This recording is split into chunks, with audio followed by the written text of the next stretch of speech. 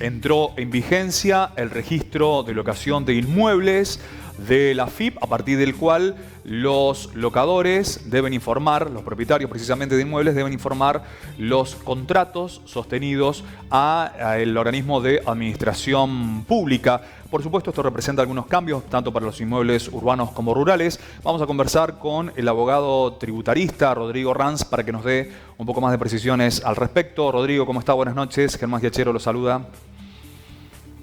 Hola, buenas noches, Germán, ¿cómo estás? Bien, gracias Rodrigo por atendernos. Bueno, en la primera consulta, antes de abordar puntualmente qué es lo que va a pasar en el sector agrícola, específicamente con el arrendamiento de estos espacios, puntualmente qué viene a significar la puesta en marcha de este registro, ¿no?, de locación de inmuebles, tanto urbanos como rurales. Bueno, en principio tan solo es un régimen de información. O sea, los locadores van a tener que informar a la AFIP los contratos vigentes para que AFIP en principio tenga el dato de las locaciones con toda la información que se desprende de ellos. Eh, no es una obligación sustancial, no implica en principio que se deba pagar más impuestos o nada por el estilo. Es simplemente una obligación formal de informar los contratos vigentes. Bien, por ahí aparecen algunas versiones de que esto sería como una especie de mayor presión, ¿sí?, para los contribuyentes. ¿Representa alguna ventaja para los propietarios, para los inquilinos? Bueno, a ver, eh, hay mucha informalidad en el sector. En pos de combatir esta informalidad, el organismo fiscal trata de regularizar y que todo esté registrado. No obstante, sabemos que en nuestro país a veces el sector informal mueve un poco la economía. Eh, ¿Qué va a pasar? Y esto uno lo puede observar y con el tiempo se va a notar más. Aquellos que no informaban al informar van a dar cuenta de la renta que perciben y por ende van a tener que tributar por ella. Con lo cual, cuando comiencen a tributar, si es que no lo están haciendo, muy posiblemente trasladen en el precio el impuesto a pagar, fundamentalmente. O sea que de alguna forma se presume de antemano que podría haber un incremento entonces en los alquileres en función de esto que usted está diciendo en este momento. Sí, el sector está presumiendo que en la medida que se vaya cumplimentando con este régimen, que reitero, es un régimen de información, muy posiblemente cuando declaren los ingresos que tienen por estas locaciones, el tributo que se debe abonar se va a trasladar al precio. No creo que sea inmediatamente, pero sin duda va a ser paulatino y en su momento va a llegar a cumplimentarse esto que estoy explicando. Rodrigo, ¿están previstas sanciones para aquellos propietarios que no informen de su situación? Y por otro lado, ¿hay alguna ventaja, alguna desventaja para el inquilino, más allá de esta situación posible de incremento en los costos? Bueno, en cuanto a las sanciones, sí está previsto que aquellos que no informen van a tener que sufrir las consecuencias previstas en la ley 11.683, que se trata de multas, van a pagar multas por no cumplir con esta obligación formal. Ujú. Ahora bien, seguramente AFIP ya ha planificado el cruce de información.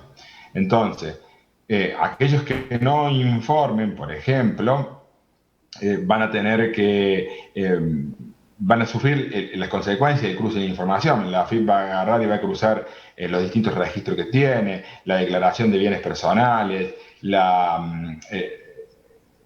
tarjetas de crédito, la información que tiene de tarjeta de crédito, las cuentas bancarias, cómo están registrados, son monotributistas o no son. Y cuando cruce la información y detecte que no han cumplido con esta información, los van a intimar y muy posiblemente sean pasibles de fiscalizaciones. Además de ello, seguramente el no cumplir con esta obligación también va a hacer que en el scoring fiscal que tiene AFIP, es decir, cuando AFIP califica a los contribuyentes en buenos o malos contribuyentes o regulares, van a pasar a considerarse malos contribuyentes y esto tiene una serie de consecuencias disvaliosas, si se quiere. ¿Y qué cambios representa puntualmente para los inquilinos? ¿Hay algo a destacar en este sentido? Bueno, para los inquilinos, yo creo que inclusive, primero, a los inquilinos que deseen deducir como gasto el alquiler, les va a ser más simple. Sin duda esto contribuye a que los inquilinos se les pueda emitir factura y no tengan que, entre comillas, renegar con el locador para que le entregue una factura. De esta manera el inquilino va a poder deducirse el gasto que tiene en el alquiler. Eso por un lado. Deducírselo en el impuesto a las ganancias, obviamente. Y por otro lado, a ver, el inquilino también va a tener un factor de negociación, si se quiere, a la hora de, suponte, se retrasa el pago, el locador le inicia un juicio y van a empezar acá los dimes y diretes y va a decir, y el inquilino tal vez tenga en su poder la posibilidad de denunciar este contrato en el registro. Entonces, porque el régimen prevé que el inquilino pueda informar él, aunque no es una obligación, pero él puede informar el contrato en el registro que ha creado a tal fin la AFIP.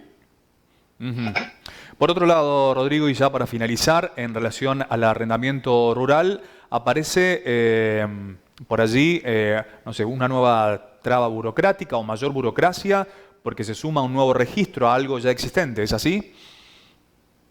Sí, en realidad yo creo que hay gran problema. Lo cuestionable de la norma para el sector rural es que la AFIP ya tiene toda esta información. En el sistema, en el SISA, que es donde se carga toda la información agrícola, el locador informa todo. O sea que los datos del campo, hasta la cantidad probable de rendimiento que tenga, toda esa información la va a tener que repetir nuevamente en un régimen que es distinto, pero que no hace otra cosa que pedir la misma información. En consecuencia, ¿qué hace? Que el sistema sea mucho más burocrático, tenga que el dueño del campo el día de mañana informar 2 veces, con lo cual aumenta sus costos, obviamente, porque su contador va a tener que hacer doble trabajo, le va a tener que cobrar por ello. En ese sentido, la norma sería un poco irrazonable, si se quiere. Rodrigo, le agradecemos el contacto y la información con Canal 20 Noticias. No, gracias a ustedes, muy amable. Gracias. Dialogábamos con Rodrigo Ranz, abogado tributarista, respecto de la entrada en vigencia del nuevo registro de locaciones que debe ser informado, obviamente, a la AFIP.